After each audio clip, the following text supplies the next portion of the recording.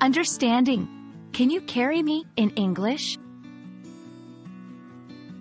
Hello, everyone. Welcome to our English language learning channel.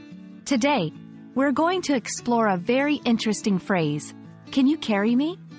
This phrase can be quite puzzling, especially for English learners, because it has both a literal and a figurative meaning.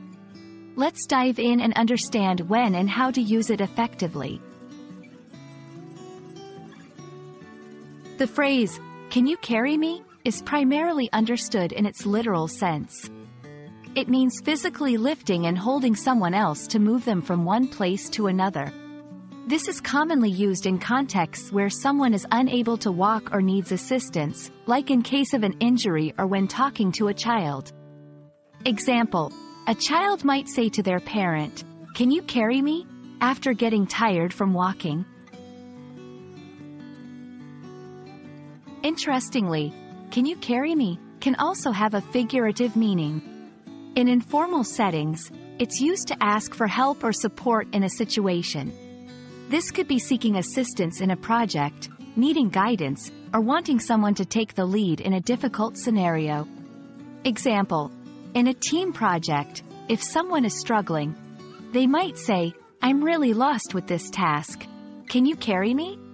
Here, it implies asking for substantial help or guidance. It's important to understand the cultural context.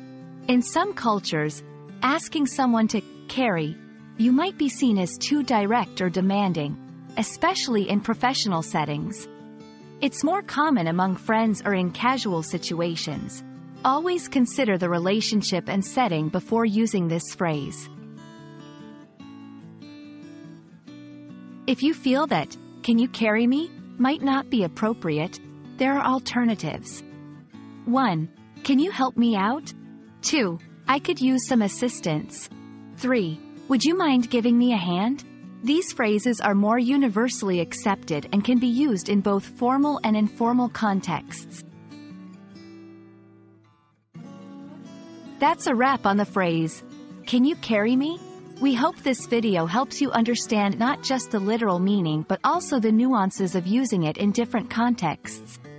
Remember, language is not just about words, but also about culture, context, and the way we interact with each other. Happy learning, and see you in our next video.